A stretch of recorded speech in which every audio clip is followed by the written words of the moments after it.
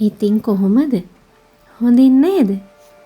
අද වීඩියෝ එක පටන් ගන්න හරි අමුතුම කතාවක් ඔයාට කියන ගම.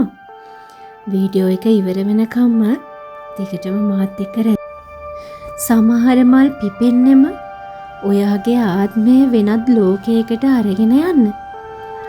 ඔයා මලක් දිහා බලනකොට ඒ මල ඔයාට රහසෙන් කියන්නේ ඔයාගේ ජීවිතයත් ඒ වගේම ලස්සනට දිනවන්න පුළුවන් කියලා. කවදා හරි හිතුවද රෝස මලක් කටුවස්සේ පිපෙන්නේ ඇයි කියලා? ඒක අපිට දෙන ලොකු පාඩමක්. කටු වගේ ඇනුනත් ඒ හැමදේම මැදි හිස ඔසවන්න පුළුවන් කෙනාට විතරයි ලෝකය දකින්න පුළුවන් ලස්සනම ලස්සන මලක් වෙන්න පුළුවන්.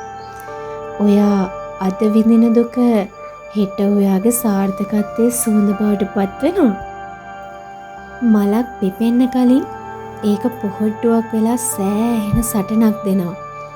ඔයත් ඔයාගේ හීනේ වෙනුවෙන් උත්සාහ කරනවා නම් මුළු විශ්වයම ඔබව ඒ ජයග්‍රහණය කරා රැගෙන යනවා.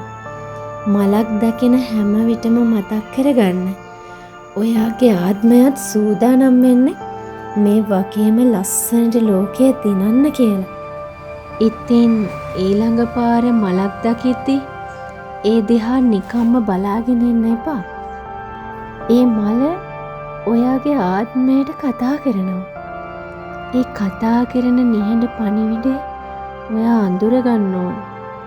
ඔයාගේ ජීවිතයත් ඒ වගේම ලස්සනට ශක්තිමත්ව දිනවන්න අතම අදිටන් කරගන්න ඕනේ. විශ්වය ඔයාට මල් හරහා පෙන්වන ඒ අద్භූත සහ ජයග්‍රහී රහස ඔයා තේරුම් ගන්න ඕනේ. මම කලින් කිව්වා වගේ මලක් කියන්නේ නිකම්ම අලංකාරයක් නෙමෙයි. ඒක ලොකු ජීවිත පාඩමක්. අද මම මේ හිටවන හැම පැලයක්ම හෙට මගේ හිතට වගේම ඔයාගේ හිතටත් ලොකු ජයග්‍රහණයක් අරන් එනවා කියලා මට විශ්වාසයි. ඉතින් එහෙනම් ඔයා අධිෂ්ඨාන කරගන්න ඕනේ. ඔයාගේ ආත්මයට කතා කරන්න ඕනේ. ඔයාව දිනවනවා කියලා. කවදාවත් පරාජය බාර ගන්න එපා. එහෙනම් අපි අද වීඩියෝ එක පටන් ගමු නේද? ඔන්න යාළුවනේ මට හම්බ වුණා මෙන්න මේ වගේ මේ පරණ ඩස්බින් එකක් අයින් කරපු එකක්. ඉතින් මම ඒක කපලා අද ඉන්දන්න යන්න මොනවද කියලා බලමුද? ඉතින් අද ඉන්දන්න යන්නේ මම මේකේ ලස්සන ඩුබයි රෝස පැලයක්. ඩුබයි රෝස වලටත් මට සෑහෙන හිත ගියා. තාම මගේ කව ලොකු එකතුවක් නැහැ.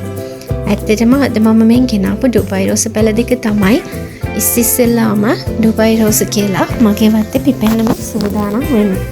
ඩුබයි රෝස නම් ඉතින් වර්ග ගණනාවක්ම තියෙනවා. මට හම්බ වුණේ මෙන්න මේ පැල දෙක තමයි.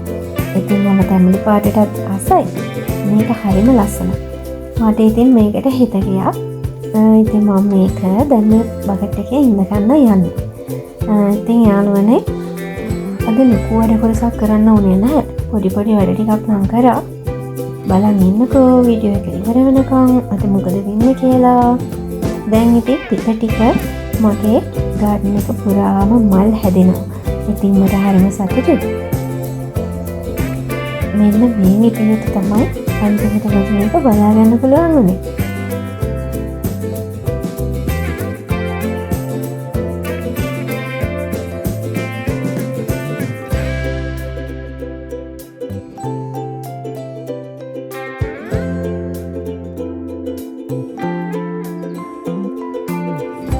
ඊළඟට මට හම්බ වුණා මෙන්න මේ යාළු. මේ ලස්සන විසිතුරු පැලේ ඉතින් රතු පාට කොළ පාට මිශ්‍ර වෙච්ච එකක්. මට ඒකට හිත ගියා. මං එයාවත් අරගෙන ආවා. එයාට මම ගාඩන් එකේ දුන්නේ මෙන්න මේ වගේ තැනක් තමයි. ඉතින් තව ඩුබයි රෝස යාළුවෙක් ඉන්නවනේ. මේ නම් අපේ දරුවගේ පොඩි කැටයක්. ඉතින් දැන් මේ කැටේ කඩලා ඉවරයි. ඒ නිසා මම මේ කැටේ ගත්තා. මල් පැලයක් ඉන්නන්න කියලා. මට අද යන්න ඕනෙත් නැහැ මේ අරගෙන එන්න මල් පෝච්චි. ඉතින් මම අද ගෙදර තිබිච්ච දේවල් වලින්ම තමයි හොයාගත්තේ මේ පැල ඉන්දන්න මෙන්න මේ විදියට. ඉතින් මම මේ අලියාගේ පිටියේ තමයි මේක ඉඳගත්තේ. මට හිතුණා වෙනසකටත් එක්ක එහෙම හොඳයි කියලා. පෝච්චිම ගොඩ ගහනවට වඩා පොඩි පොඩි වෙනස් වැඩ කරන්න ඉතින් මම කැමතියි. ඒක නිසා මම මේ අලියාගේ පිටේ හොඳට පස් ටිකක් පුරවලා යටින් සිතුරු ටිකක් විදලා මෙන්න මේ විදියට මෙන්න මේ ඩුබයි රෝස් පැලේ ඉඳගත්තා.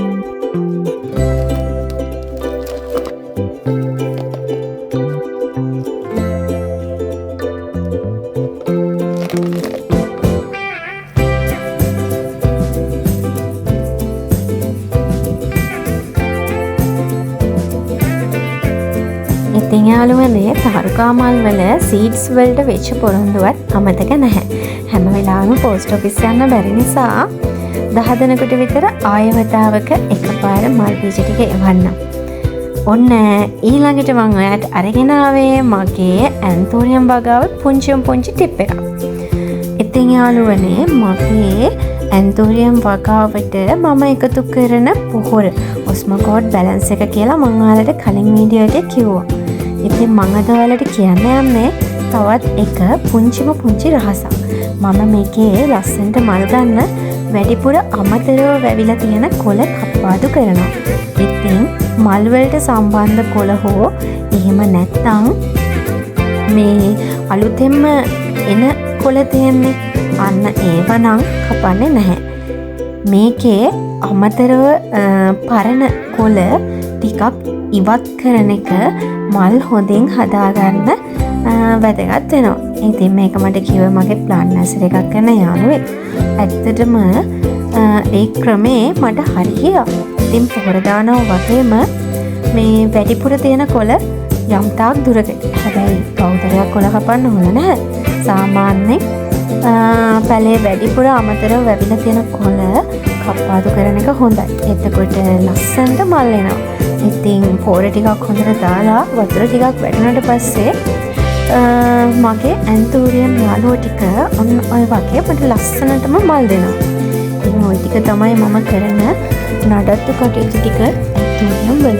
ඉතින් විශේෂ රහසක් නම් නැහැ.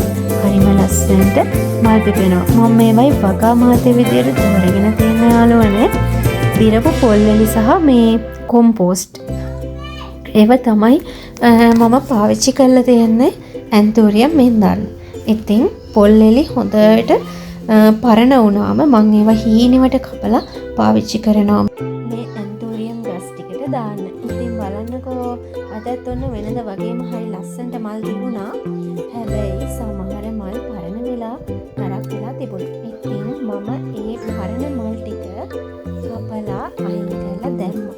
මොකද කැතයි එතකොට ඒ වුණාට ආයෙ අලුතෙන් අනිවාර්යයෙන්ම ලංකාවේදී අප ගොඩක් මල් ඒ බලාපොරොත්තු වෙන පරණ මල් ටික වෙන් කරා.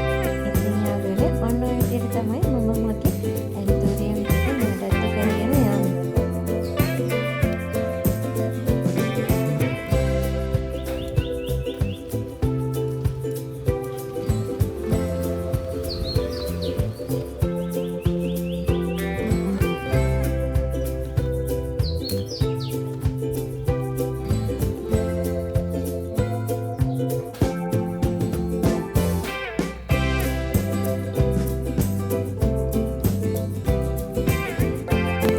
උදේ පාන්දරම මෙන්න මේ විදියට ලස්සනට මල් හැදලා තියෙනවා දැක්කහම මට ඒක හිතට මාරම ප්‍රබෝධයක්. උදේට පිටි එකක් නොමියුවත් මල් ටිකක් දැක්කහම මට ඒ අඩුව සම්පූර්ණ වෙනවා වගේ දැනෙනවා. බඩ පිරෙනවා වගේ තමයි. ඉතින් මේ තමයි මගේ දෙවනි ළමයි ටික. ඉතින් මගේ මෙතු බබා අරුණාම මෙයාලටත් මං සලකන්නේ ඉතින් දරුවන්ට වගේ තමයි. ඒ තරම්ම මල් වලට ආදරේ. ඉතින් යාළුවනේ ඕන දැන් එයාලගේ වැඩ ටිකත් ඉවර වෙගෙන තමයි යන්නේ. ඊළඟට චූටි විවේකයක් ගන්න තමයි ඉන්නේ.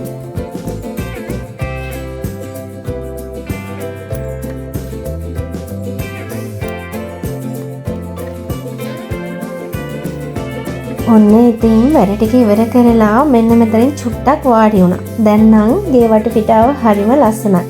ඉතින් ඉස්සරහට අවුරුදු කාලෙත් එනවා. පේන්ට් වැඩත් මගේ එමින් තියෙනවා. ඉතින් වැඩ ගොඩක් තියෙනවා කරගන්න. දෙකටම මාත් එක්ක වීඩියෝ වල රැඳිලා ඉන්න. මම කැමතියි මගේ ගාඩනින් වැඩ වගේම ගෙදර වැඩ කටයුතු ඔයාලත් එක්ක ෂෙයා කරගන්න. එහෙනම් අද වීඩියෝ එක ඉවර කරන්න තමයි මේ ලෑස්ති වෙන්නේ. එහෙනම් ආයේ එනකන් සතුටින් පරිස්සමින් ඉන්න ඕනේ. එහෙනම් සරණයි.